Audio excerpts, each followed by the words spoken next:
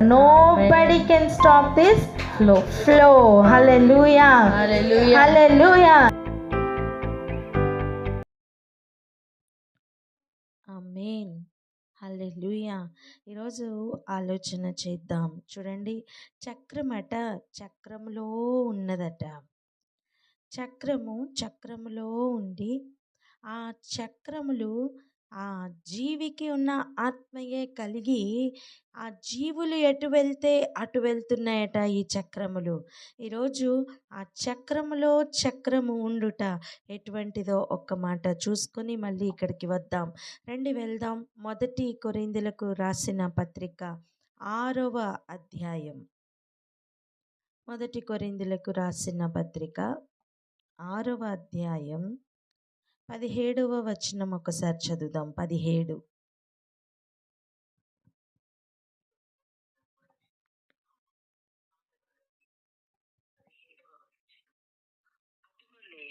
ప్రభువుతో కలుసుకొనువాడు ఆయనతో ఏకాత్మయ్య ఉన్నాడు.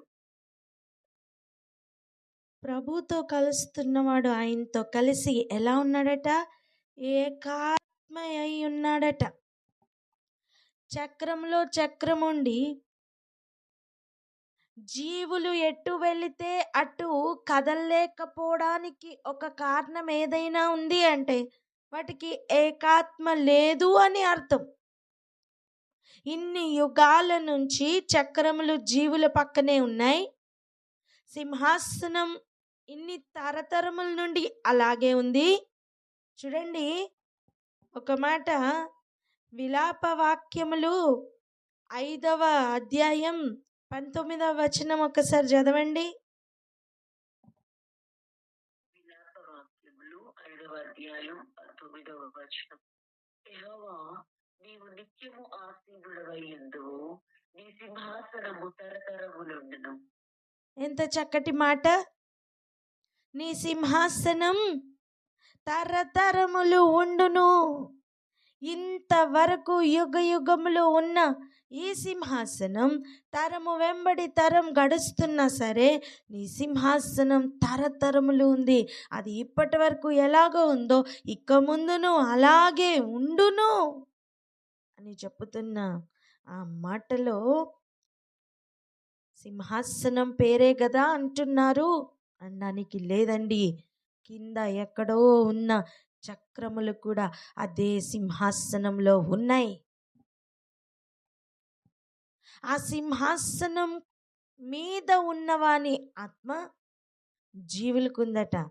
జీవులకున్న అదే ఆత్మ సింహాసనం కింద ఉన్న పక్కన ఉన్న చక్రాలకి ఉందట. ఇప్పుడు చూడండి మన గురించి, మనుషుల గురించి ఏ మాట చెప్పబడుతుంది కొరింథీ పత్రికలో? ప్రభువుతో కలుసుకొనువాడు ఆయనతో ఏకాత్మయ్య ఉన్నాడు. ఈరోజు ఈ సత్యమును మనం తెలుసుకుంటూ ప్రార్థనలోకి వెళ్దాం. మనం ఏకాత్మ అవ్వకపోవడమే మనకున్న ప్రాబ్లం. ప్రభుతో ఏకాత్మ కలిసి లేకపోవడమేనండి మన ప్రాబ్లం. ఎందుకు ఆయన చెప్పిన ఆజ్ఞలు రమ్యముగా కనపడట్లేదు? ఎందుకు ఆయన చెప్పిన మాట వినడం కష్టంగా ఉంది అంటే కారణం ఏంటో తెలుసా? ఏకాత్మ లేదు. మరి ఏకాత్మ కావాలి అంటే ఏం చెయ్యాలి? ప్రభుతో కలవాలి. చెప్పండి, ఏం చేయాలి? ప్రభుతో కలవాలి. దీనిని తప్పుగా అర్థం చేసుకోవద్దు, కానీ దీనిని శారీరకంగా అర్థం చేసుకోవద్దు, కానీ అటువలే అని చెప్పుతున్న మాట ఎలా కలవాలి అని మనకి రాస్తున్నారు. ఇప్పుడు చదవండి 16వ వచనం.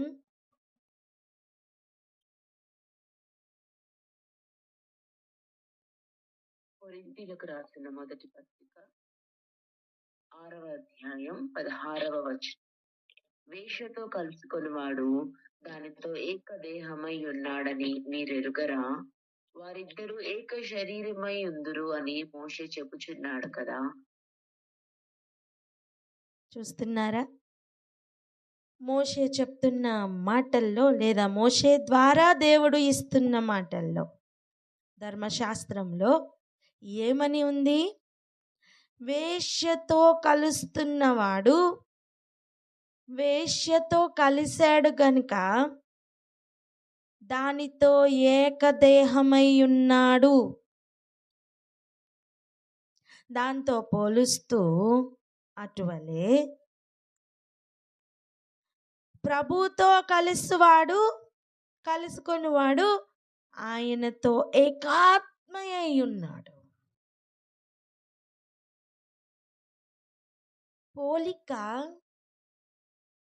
పోలిక వింతగా ఉన్నా దాని లోపల భావం ఈరోజు మనకు అర్థం కావాలి.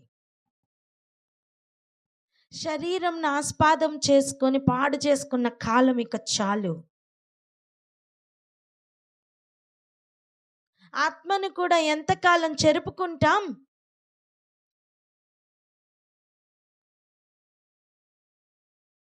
దేవునికి సింహాసనంగా గనక మన హృదయం లేకపోతే ఆ హృదయం చుట్టూ కూడా అపవాది చేరి సింహాసనాల మీద సింహాసనాలు వేసుకొని తనకంటే చెడ్డమైన మరి ఏడు తెచ్చుకుంటూ అసలు కాపురం ఉంటూ ఉన్న ఈ హృదయం ఈ ఏక ఆత్మయ్యై ఎవరితో కలుసుకుంటూ ఉంది?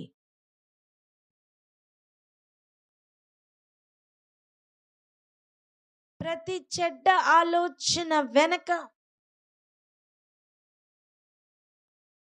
ఎవరి తలంపులు ఉన్నాయి?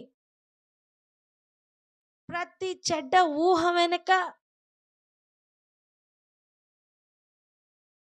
ఎవరి ఆలోచనలు పనిచేస్తున్నాయి?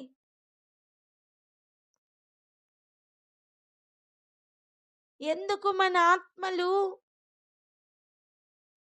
దేవునితో కలవట్లేదు? దేవుని చిత్తం ప్రియముగా ఎందుకు కనబడట్లేదు? కష్టముగా అనిపిస్తుందా ఆయనతో ఉండడం? ఆయన సన్నిధి కష్టంగా అనిపిస్తుందా?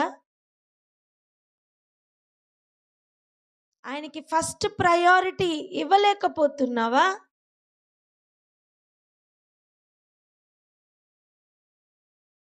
కారణం ఒక్కటే, ఆయన మీద పూర్ణమైన ప్రేమ రాలేదని అర్థం.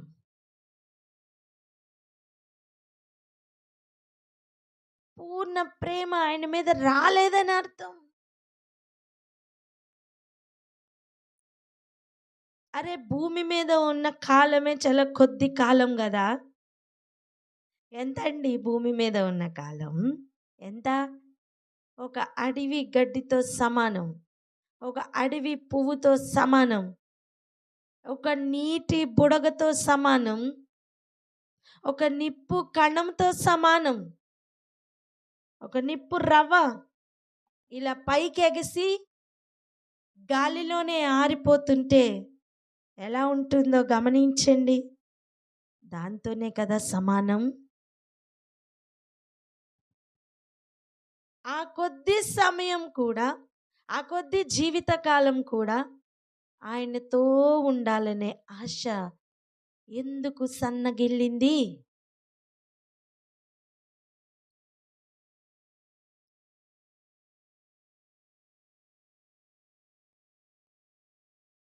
జీవితమును జారత్వంతో నింపుకొని ప్రభువుకు దూరం అవుతున్న సమయం,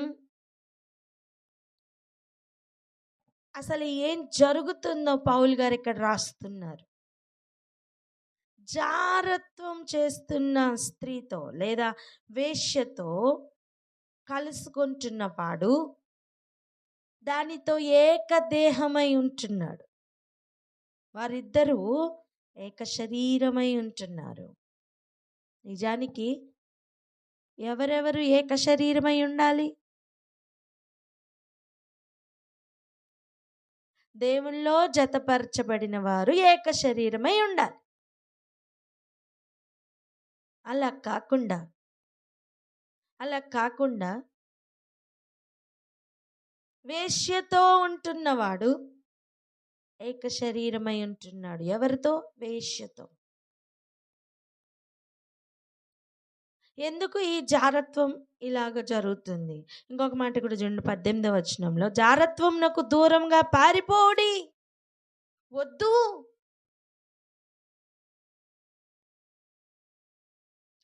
కారణం ఏంటో తెలుసా? మనుష్యుడు చేయు, ఒకసారి 18వ వచనం చదవండి. 18. కొరింథీయులకు రాసిన మొదటి పత్రిక 6వ అధ్యాయం 18వ వచనం. మనుష్యుడు చేయు జారత్వమునకు దూరముగా పారిపోవుడి. మనుష్యుడు చేయు ప్రతి పాపమును దేహమునకు వెలుపల ఉన్నది, కానీ జారత్వము చేయువాడు తన సొంత శరీరమునకు హానికరముగా పాపము చేయుచున్నాడు. స్తోత్రం. ఇది మామూలుగా ఉన్న దానికంటే ఇంకా ఏదో డీప్గా అర్థమవుతుంది కదా.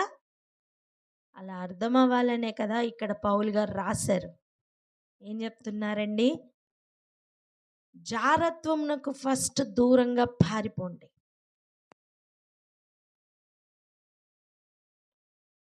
మనుష్యుడు చేయు ప్రతి పాపమట దేహమునకు వెలుపల ఉంది, కానీ జారత్వం చేయువాడు తన సొంత శరీరంనకు ఏం చేస్తున్నాడండి? హానికరంగా పాపం చేస్తున్నాడు.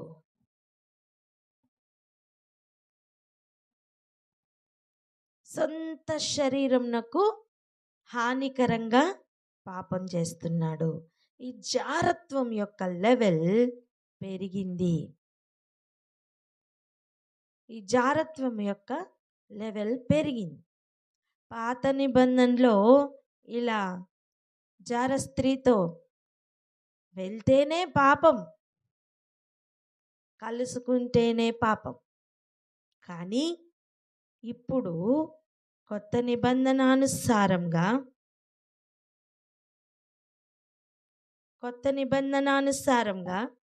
28వ వచనం, మత్తయి సువార్త 6వ అధ్యాయం 28 చదువుదాం.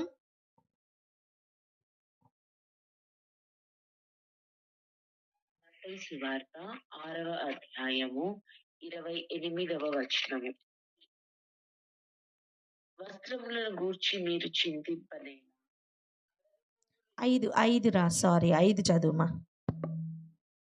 సువార్త 5వ అధ్యాయం 28వ వచనం. నేను మీతో చెప్పినదేమనగా, ఒక స్త్రీని మోహపు చూపుతో చూచు ప్రతి వాడు అప్పుడే తన హృదయమందు ఆమెతో వ్యభిచారము చేసిన వాడు. గమనిస్తున్నామా?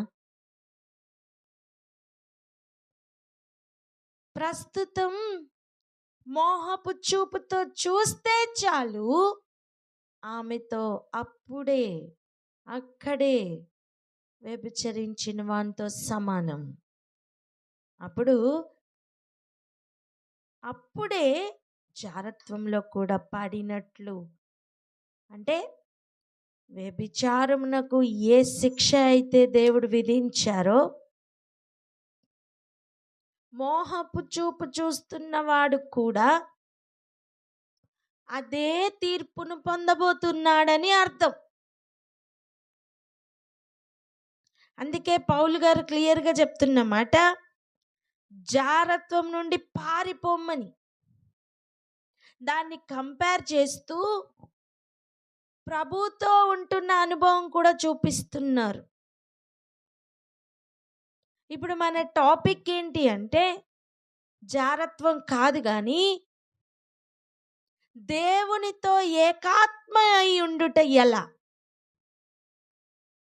ఒక వ్యక్తి చూడండి, ఒక జార స్త్రీ దగ్గరికి వెళ్తున్న ఒక వ్యక్తిని గమనించండి. పాపము చేయడానికి ఆతృత పడతాడు.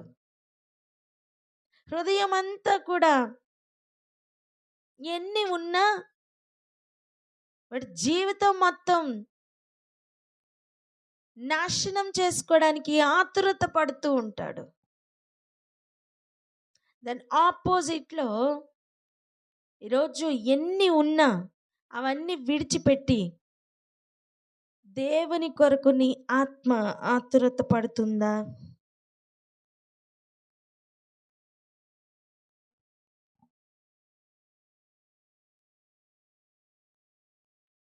దేవునితో ఏకాత్మ కలిగి ఉండడం అంటే ఆ ఆత్మ అంతగా దేవునితో కలవాలి. జీవితంలో ఇంక నాకేది వద్దయ్యా అనే అనుభవంలోకి వెళ్ళాలి. ఆ ఆత్మ ఆయన కొరకు అంతగా అపేక్షించాలి. ఎవరు ఆయన ఆత్మను పొందుకోగలరు? ఎవరు ఆయన ఆత్మను వెతుకుతారో వారే కదా. ఎవరు ఆయన ఆత్మను సమీపించగలరు? ఎవరు ఆశపడతారో వారే కదా. ఎవరు తడతారో వారికి తీయబడుతుంది. ఎవరు వెతుకుతారో వారికి దొరుకుతుంది.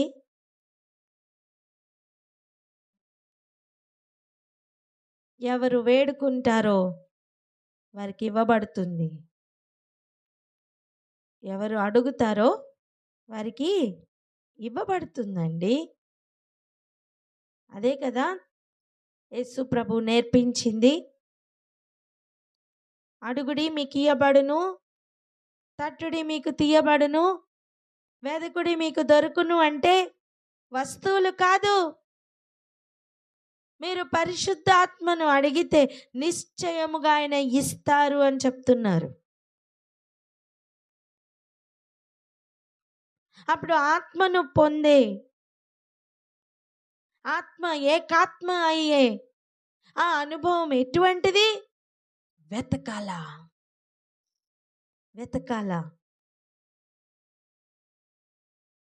జార స్త్రీ గురించి చెప్తున్నప్పుడు జారత్వము చేయడానికి జార స్త్రీ మీద నుండి కన్నులు తొలగింపలేకపోతున్న వానికి శ్రమ అని గమనించారా? అర్థం అంతగా జారత్వంలో కూరుకుపోయిన ఒక వ్యక్తిని పోలుస్తూ ఇప్పుడు ప్రభుతో ఏకాత్మ అయి ఉండడం ఎలాగో పోల్చి చెప్తున్నారు. శరీరానుసారులు దీన్ని అర్థం చేసుకోలేరు, కానీ ఈరోజు గ్రహింపులోనికి వచ్చును గాక. ఒక జారత్వం నుండి పారిపోవడం, దానికి అలవాటు పడిన వాడికి ఎంత కష్టమో ఇప్పుడు ఆలోచించండి. దాని మీద నుండి కన్నులు మరల్చుకొనలేని ఒక స్థితి ఉందంట వాడికి. అందుకే మనకి శ్రమ అని ప్రభు చెప్తున్నారు. వాళ్ళకి నాశనం అట. అమ్మ, ఉన్న ఈ బ్రతుకు నాశనంలోకి తీసుకుని వెళ్ళడానికా ఇంత కష్టం? కాదే. యుగ యుగాలు ప్రభుతో ఉండే అనుభవంలోకి వెళ్ళడానికి కదా.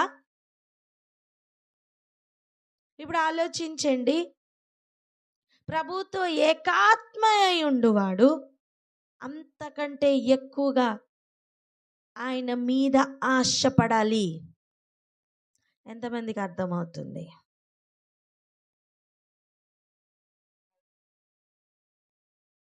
గ్రహిస్తుంటే ప్రార్థన అందుకోండి.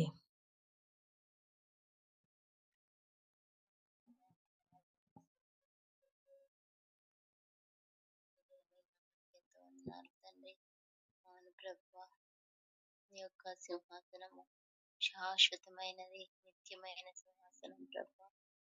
దేవా, మేము మీతో ఏకాత్మ కలిగి ఉండాలని ఆశపడే దేవుడుగా ఉన్నారు. దేవా, మీతో మా యొక్క సహవాసం ఎల్లప్పుడూ ఉండడానికి కృప చూపించండి తండ్రి. నశించిపోయే వ్యర్థమైన ఈ ఊపిరి వంటి జీవితాన్ని వ్యర్థమైన వాటితో నాశనం చేసుకోకుండా, దేవా, జారత్వానికి మేము దూరంగా పారిపోవడానికి దేవా, మేము మా శరీరాన్ని హానికరమైన పాపానికి లోన్ చేసుకోకుండా మా యొక్క కన్నులు, మా యొక్క చూపులు, ప్రవర్తన ఎంతో జాగ్రత్తగా ఉండడానికి సహాయం చేయండి తండ్రి. దేవానికి ఎంతో వందనాలు. మేము మీతో ఏకాత్మ కలిగి ఉండడానికి ఇష్టపడుతున్నాం దేవా. మీరే సహాయం చేయాల్సిందిగా ప్రార్థిస్తున్నాం తండ్రి. వ్యర్థమైన వాటి కొరకు ఆతృత పడకుండా దేవా, మీ కొరకు మేము ఆతృత పడడానికి దేవా, మిమ్మల్ని మేము గట్టిగా పట్టుకోవడానికి దేవా, మీకు ఆయస్కరమైనది ప్రతిదీ వదిలిపెట్టి మీ వైపు తిరగడానికి సహాయం చేయండి. గడిచిన కాలం ఇక చాలు గాని దేవా, మా జీవితంలో మీరు అనుకరించిన దేవా ఆలోచన ప్రకారం నడవడానికి దేవా, మీరు మమ్మల్ని స్థిరపరచండి, సిద్ధపరచండి తండ్రి. నీకు వందనాలు. మీ వైపు తిరగాలని దేవా ఇష్టపడుతున్నాం దేవా. మీరు మమ్మల్ని బలపరచండి, స్థిరపరచండి తండ్రి. నీకు వందనాలు. మేము ఎల్లప్పుడూ మీలో నా తండ్రి కట్టబడడానికి సహాయం చేయండి తండ్రి. మీ నిత్యమైన సింహాసనం వైపు మేము పరిగెత్తడానికి దేవా, దయతో మీరు నన్ను మమ్మల్ని సిద్ధపరిచి దేవా, ప్రతిదినం మీ వాక్యంలో మమ్మల్ని కట్టమని వేడుకుంటూ స్తుతిస్తూ గణపరుస్తూ నా దేవుడైన మీకు ఈ ప్రార్థన సమర్పించి వేడుకుంటున్నాను తండ్రి. ఆమేన్. ఆమేన్. ఆమేన్. ఈరోజు మనం ఒక ఏరియాకి వెళ్ళి కొన్ని విషయాలు చూడబోతున్నాం. సిద్ధపడండి. ద్వితీయోపదేశ కాండం 4వ అధ్యాయం 2, 3, 4 వచనాలు చదువుదాం. ద్వితీయోపదేశ కాండము 4వ అధ్యాయము 2, 3, 4 వచనములు. మీ దేవుడైన యెహోవా ఇచ్చిన ఆజ్ఞలను మీకు ఆజ్ఞాపించుచున్నాను. వాటిని గైకొనుట యందు నేను మీకు ఆజ్ఞాపించిన మాటతో దేనిని కలపకూడదు, దానిలో నుండి దేనిని తీసివేయకూడదు.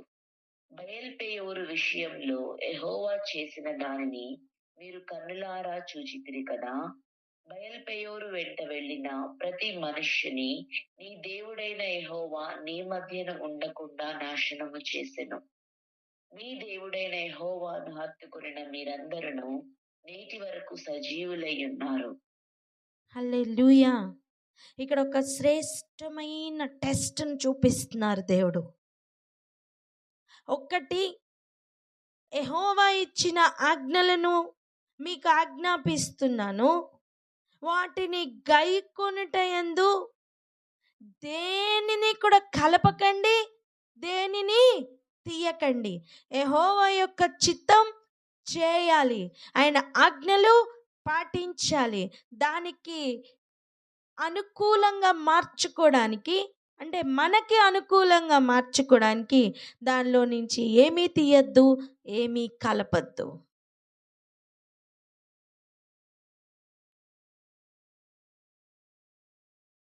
ఇంతకీ ఆజ్ఞలు పాటించమని దేనికి చెప్తున్నారు? ఇప్పుడు చదవండి ఒకసారి. 5వ వచనం చదవండి, వెంటనే 1వ వచనం చదవండి. 5 చదివి 1. ద్వితీయోపదేశ కాండం 4వ అధ్యాయం 5, 1 వచనములు. నా దేవుడైన యెహోవా నాకు ఆజ్ఞాపించినట్లు మీరు స్వాధీనపరుచుకొనబోవు దేశమున మీరాచరింపవలసిన కట్టడలను విధులను మీకు నేర్పితిని. కాబట్టి ఇశ్రాయేలీయులారా, మీరు బ్రతికి మీ పితరుల దేవుడైన యెహోవా మీకు ఇచ్చుచున్న దేశములోనికి పోయి స్వాధీనపరుచుకొనున్నట్లు మీరు అనుసరింపవలసిన విధులను కట్టడలను నేను మీకు బోధించుచున్నాను, వినుడి. హల్లెలూయా. మీరు మీ దేవుడైన యెహోవా మీకిస్తున్న దేశమును స్వాధీనపరచుకోవాలి అంటే ఈ ఆజ్ఞలు పాటించాలి. హల్లెలూయా. గమనించండి, మీకు ఇస్తానన్న దేశం మీరు ఏదో ఇలా వెళ్ళగానే ఏం చేతిలో పెట్టరు, అది స్వాధీనపరచుకోవాలి. అది కనానైనా పరమ కనానైనా. హల్లెలూయా. అవును, సింహాసనాలన్నీ ఇస్తానన్నారు. అవును, యెరూషలేం, పరమ యెరూషలేంని ఇస్తానన్నారు, వాగ్దానమే ఉంది. కానీ దాన్ని స్వాధీనపరచుకోవాలండి. స్వాధీనపరచుకోవడం అంటే ఏంటి? జయించాలి, జయించాలి, ఎన్నో వాటిని జయించాలి. దాన్ని మనం బలవంతంగా తీసుకోవాలి. అది కదా స్వాధీనపరచుకోవడం. కొన్నిసార్లు పిల్లలతో మనం వారికే కొన్నా సరే చాక్లెట్ని గట్టిగా పట్టుకుంటాం. దేనికి? వాళ్ళు బలంగా లాక్కోవాలని ఆశపడతాం. వారు బలంగా ఇది ఏమంటారు వాళ్ళు, ఇది నాది అని చెప్పి మన చేతిలో నుంచి వాళ్ళు తీసుకుంటుంటే తల్లిదండ్రులుగా మనకు ఆనందం కాదా? ఇప్పుడు ఎందుకు ప్రభు దాన్ని అలౌ చేస్తున్నారు ఆలోచించండి. ఉచితంగా ఇచ్చినప్పుడు దాన్ని యొక్క విలువ తెలియలేని మనుషులకు ఇప్పుడు స్వాధీనపరచుకోవడం నేర్పిస్తున్న దేవుడు. హల్లెలూయా. నువ్వు ఎలా స్వాధీనపరచుకోవాలి? నిన్ను స్వాధీనపరచుకునే బయలుపేరు ముందుంది. నువ్వు స్వాధీనపరచుకోలేవిక. బయలుపేరును దాటావా, నెక్స్ట్ స్వాధీనపరచుకోగలవు. కమాన్, అర్థమవుతుందా? నీకోసం పెట్టిన దాన్ని నువ్వు స్వాధీనపరచుకోవాలి అంటే ఆఖరి టెస్ట్, పాస్ అవ్వాల్సిన ఆఖరి మెట్టు, పాస్ అవ్వాల్సిన ఆఖరి పరీక్ష మెట్టు ఏంటి? బయలుపేరు. ఏంటి ఈ బయలుపేరు? ఏంటి బయలుపేరు? అక్షరాల జారత్వమే. ఐగుప్తు అంటే దాసుల గృహం, వాగ్దాన దేశం అంటే కానాను, బయలుపేరు అంటే జారత్వం. ఒక్క మాటలో చెప్పాలి అంటే జారత్వం. నువ్వు జారత్వమును దాటేవా, ఆయన ఇస్తానన్న దేశమును స్వాధీనపరచుకుంటావు. ఇంకొక మాట చెప్పనా? ఆయన ఇస్తానన్న వాగ్దానాన్ని ఆపడానికి పెద్ద పాము వలె ఘట సర్పంగా నిన్ను మింగడానికి ఎదురు చూస్తున్న పెద్ద పాపమే ఈ జారత్వం. ఈ పాపం వెలుపట ఉండే పాపం కాదు, లోపల ఉండే పాపం. అర్థం? నిన్ను ఇంకెవరు కాపాడలేరని అర్థం. ఎందుకు జారత్వంలో అనేకులు పడిపోతున్నారు? ఎందుకు అనేకులు పెద్దవారు కూడా పడిపోతున్నారు అంటే కారణం, నువ్వు స్వాధీనపరచుకొనవలసిన దాని మీద నీ ఫోకస్ లేదు గనుక.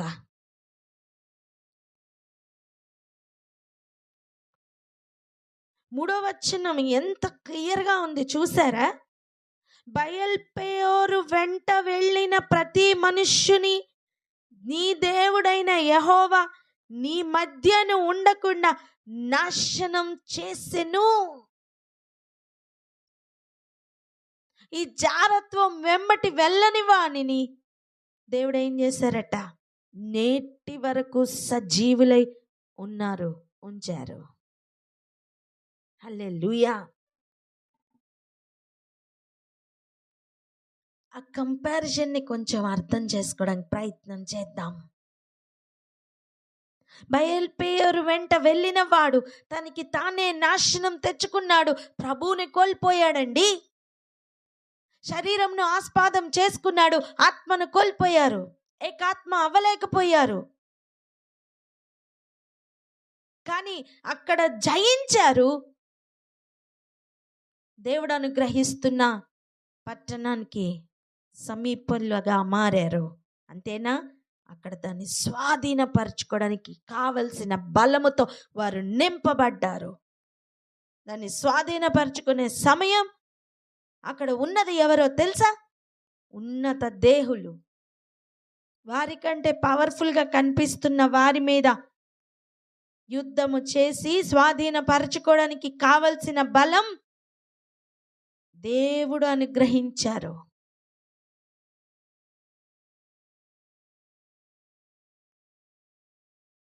నార్మల్గా జరగదు ఆ యుద్ధం.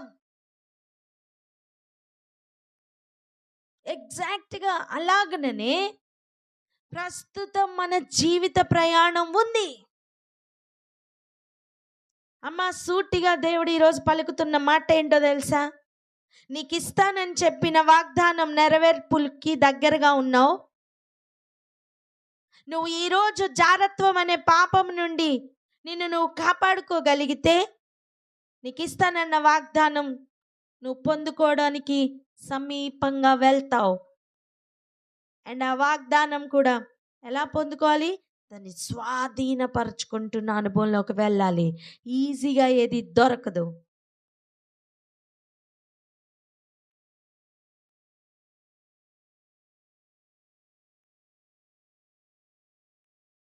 జారత్వంలో ఉన్న ఆనందం తాత్కాలికం, దాని అంతం నాశనం.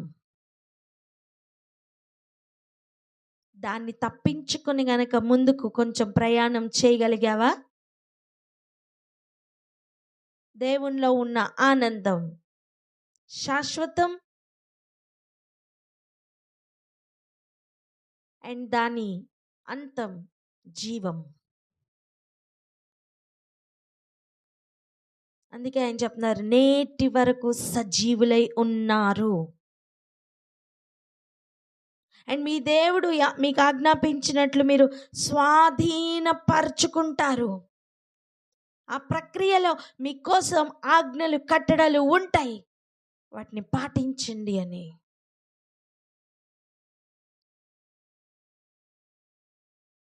దేవునితో ఏకాత్మ కలిగి ఉండలేకపోవడానికి కారణం, నిన్ను దేవుని దగ్గరికి సమీపించకుండా ఆపుతున్నది ఏదైనా ఉంది అంటే, ఇంత ప్రయాణం చేసి వచ్చిన తర్వాత నిన్ను ఆ పాయింట్లో నాశనం చేస్తున్నదే ఆ జారత్వపు కళ్ళు.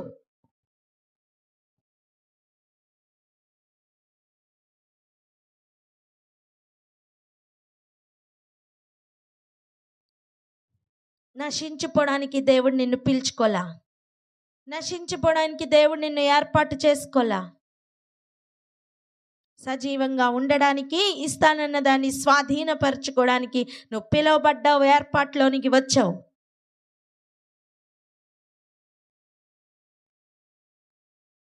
సమయం లేదు.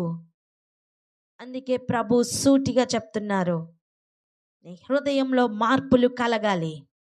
నువ్వు దేని యందు ఆశపడుతున్నావో అది జారత్వం నాకు దారి తీస్తుంది బిడ్డ, జాగ్రత్త. దేవుడు ఒకసారి, 2 సార్లు మాత్రమే హెచ్చరిస్తారు. హృదయంలో మార్పు కలగాలి. నువ్వు వెళ్తున్నది బయల్పేయరు, నువ్వు ఆశపడుతున్నది బయల్పేయరు. ఈరోజు నువ్వు దాన్ని దాటావా? దేవుడు ఇస్తానన్న దాన్ని స్వాధీనపరచుకోవడానికి నీ ప్రయాణంకు కావలసిన బలం, శక్తి ఆయన ఇస్తారు. ఆయన ఆత్మతో నింపుతారు. ఏది కావాలి? బయల్పేయరా? స్వాధీనపరచుకొని పోవు పరమ కనానా.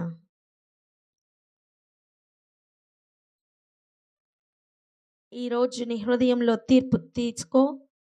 తీర్మానం తీసుకో, దానిని బట్టి కదులు. ఇక జీవితం ఆయన చేతిలో పెట్టు. ఆయన్ని ఎలా పొందాలి, ఆయనతో ఎలా కలవాలి, ఆయనలో ఎలా ఏకమవ్వాలి అనే దాని మీద దృష్టి పెట్టు. ఆయనతో ఏకాత్మ కలిగి ఉండడానికి నీకు అన్ని పరిస్థితులను నిన్ను నువ్వు బలవంతంగా ఆయన కొరకు నిలబెట్టుకో. ఆయన్ని నిజంగా వెతుకు. కష్టమే, అవును, నీకు అవ్వట్లేదు, నీకు సమయం లేదు, నువ్వు చాలా బిజీ, నువ్వు దానియేలు కంటే బిజీ. 5-6 రాజుల దగ్గర పనిచేసిన దానియేలు కంటే నువ్వు బిజీ నానా, నీకు టైం లేదు. అయినా వెతుకు దేవుణ్ణి. నిజంగా నీకు ఆశ ఉందా? అయితే దేవుణ్ణి వెతుకు. ఎందుకు నువ్వు ఆయన్ని సమీపించలేకపోతున్నావు? నువ్వు ఆయన్ని వెతకట్లేదు.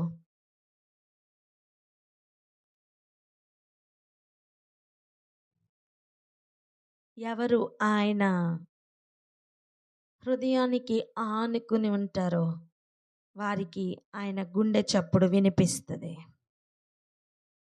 ఆయన భావం ఏంటో అర్థమవుతుంది. ఆయన అంతరంగం ఏంటో అర్థమవుతుందండి. ఆయనతో ఏకాత్మ కలిగి ఉండుట అప్పుడే సాధ్యమవుతుంది. ఈరోజు ఈ మాటల్ని భద్రం చేసుకో, రాసి పెట్టుకో. నీ ఫెయిల్యూర్, నీ నాశనం, నీ జారత్వమే కారణం.